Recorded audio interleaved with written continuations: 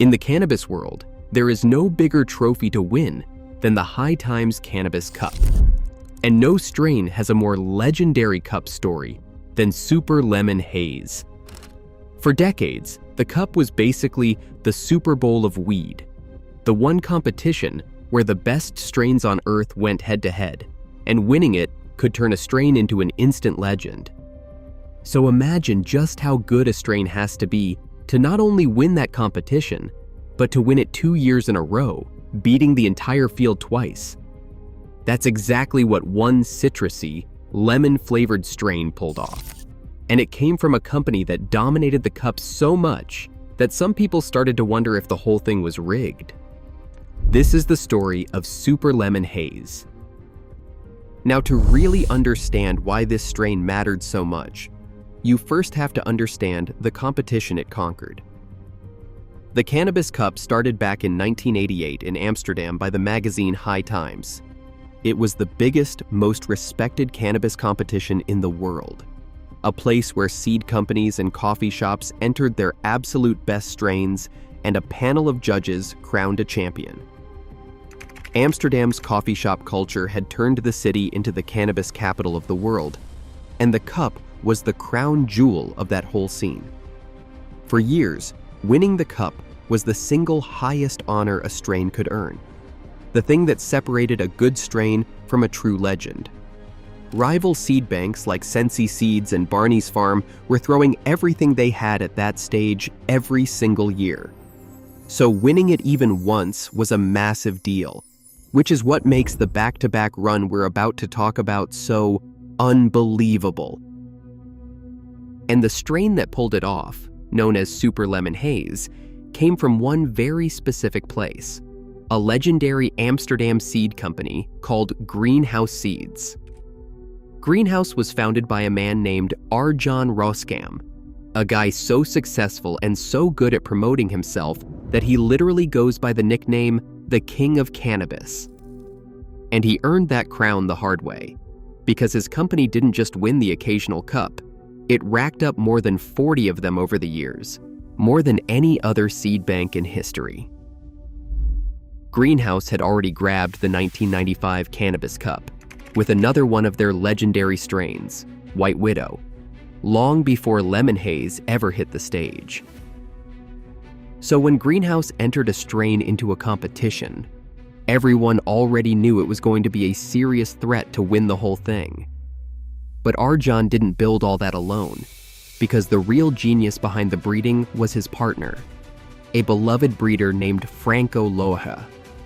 Franco was the hands-on master who actually created many of these famous strains, and together the two of them traveled the world on a hit documentary series called Strain Hunters, tracking down rare cannabis genetics in remote corners of the planet, hunting for the original landrace strains, the ancient, naturally evolved varieties that formed the very foundation of modern cannabis breeding. Sadly, Franco passed away in 2017 at just 42 years old, after catching a severe form of malaria while on a humanitarian trip in Africa. But his fingerprints are all over the strain we're talking about today, because he's widely credited as the man who actually bred Super Lemon Haze. But to see why it turned out to be such a champion, you have to look at its bloodline, because this strain was basically born into royalty. Super Lemon Haze is a cross of two strains, Lemon Skunk and Super Silver Haze. The Lemon Skunk side is where it gets that signature zesty, citrusy lemon flavor, bred specifically to bring out that bright lemon punch. But the other parent is the real key, because Super Silver Haze wasn't just any strain, it was a Cannabis Cup champion in its own right, having won the cup 3 years in a row back in the late 90s.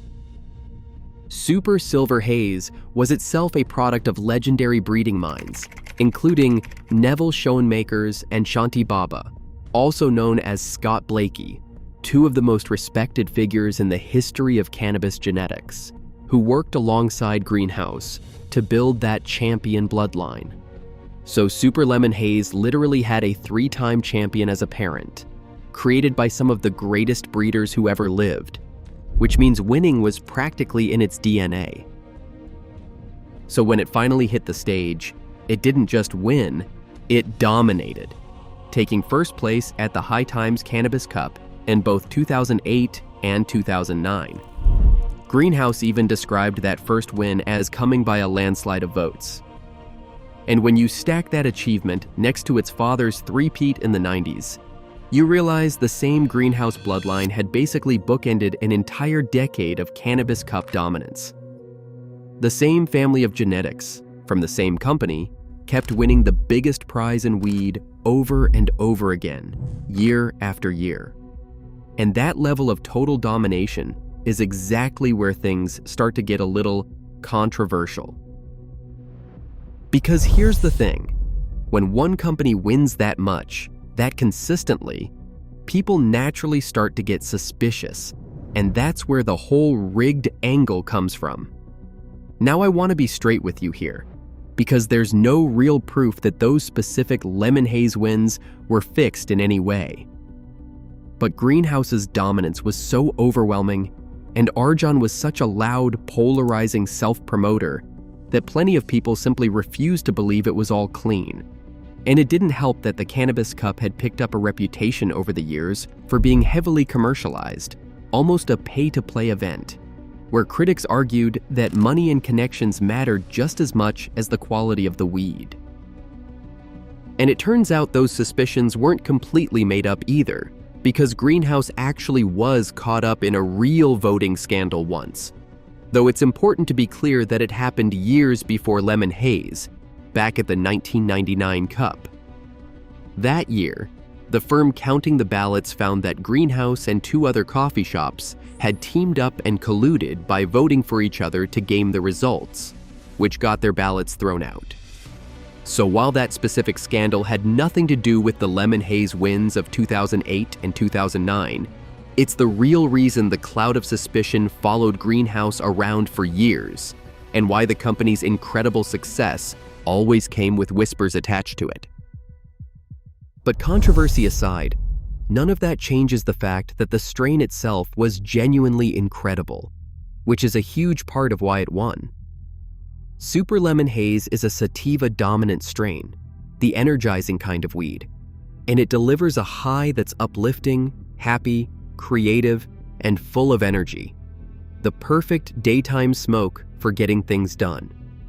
The flavor is exactly what the name promises, an intensely zesty burst of lemon and citrus, almost like biting into a piece of sour lemon candy, backed up by those classic earthy, peppery haze undertones. And a lot of that magic comes down to the terpene profile, the natural aromatic compounds that drive the flavor and experience. Because Super Lemon Haze is absolutely loaded with limonene, the terpene responsible for that sharp citrus punch, but it also carries terpinolene, a secondary terpene common to the whole haze family that adds floral, herby depth, and beta-caryophyllene, which brings in those spicy, peppery undertones you can feel in the back of your throat. Together, those terpenes work alongside the cannabinoids in what scientists call the entourage effect. The idea that the full combination of cannabinoids and terpenes working together produces a richer, more complex experience than any single compound could on its own. And it's super potent too, with THC levels often climbing above 20%, all wrapped up in bright green, frosty buds that grow on tall, towering plants. It was the complete package: great looks, great flavor, and a powerful high. And that complete package is exactly why its legacy stretches far beyond just those two trophies. Super Lemon Haze became one of the most famous and beloved citrus-flavored strains in the entire world, helping to kick off a whole wave of lemon and citrus-flavored weed that's still hugely popular today. It carries on the legacy of the legendary Haze family, a genetic line that traces all the way back to the sativa land races grown in California in the 1970s, making this strain a living link to cannabis history. To this day, it remains a go-to favorite for sativa lovers who want that bright, energetic, lemony experience, with almost every cannabis lover knowing its name, rather if they actually tried it or not, making it a true legend. So at the end of the day, Super Lemon Haze is so much more than just a tasty strain because it's a symbol of an entire era of cannabis dominance. It came from championship bloodlines, it was crafted by legendary breeders, and it conquered the most prestigious competition in weed not once but twice, all while its parent company won so much that people genuinely questioned whether anyone else even stood a chance. Whether you call that greatness or call it rigged, one thing is for sure, Lemon Haze earned its place as one of the true champions in cannabis history.